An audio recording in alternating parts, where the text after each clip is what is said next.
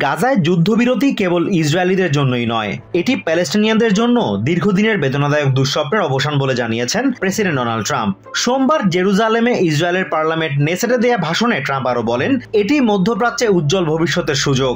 But now at last, not only for Israelis but also for Palestinians and for many others, the long and painful nightmare is finally over. And a beautiful and much brighter future.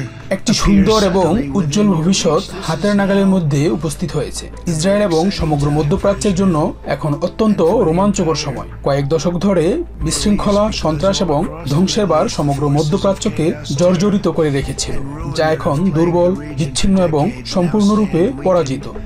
Isolated and totally defeated. যুদ্ধবিরতি বাস্তবায়নে Hamas ইসরায়েলের বন্দি বিনিময়ের পর জিম্মি মুক্তি উদযাপনে Jerusalem সফর করেন প্রেসিডেন্ট ট্রাম্প। এদিন দুপুরে ইসরায়েলের পার্লামেন্ট নেসেটে জিম্মিদের স্বজনদের সাথে সাক্ষাৎ করেন তিনি। এদিন সকালে জীবিত 20 ইসরায়েলি জিম্মিকে মুক্তি দেয় হামাস। অন্যদিকে ইসরায়েলি কারাগারে বন্দী 1968 জন প্যালেস্টিনিয়ানকে মুক্তি দেয়া হয়। নেসেটে এদিন প্রেসিডেন্ট ট্রাম্পকে স্বাগত জানিয়ে বক্তব্য দেন ইসরায়েলের প্রধানমন্ত্রী বেঞ্জামিন নেতানিয়াহু। তিনি প্রেসিডেন্ট ট্রাম্পের ব্যাপক প্রশংসা করেন। জিম্মিদের মুক্তি ও যুদ্ধবন্ধের কৃতিত্বের জন্য ট্রাম্পের প্রতি কৃতজ্ঞতা প্রকাশ করেন তিনি। প্রেসিডেন্ট ট্রাম্প প্রায় সমগ্র বিশ্বের সমর্থন পাওয়া একটি প্রস্তাব পেশ করার জন্য আপনার নেতৃত্বের প্রতি কৃতজ্ঞতা জানাই। এটি এমন প্রস্তাব যা আমাদের সব জিম্মিদের ফিরিয়ে আনবে এবং সমস্ত লক্ষ্য অর্জনের মাধ্যমে যুদ্ধের অবসান ঘটাবে।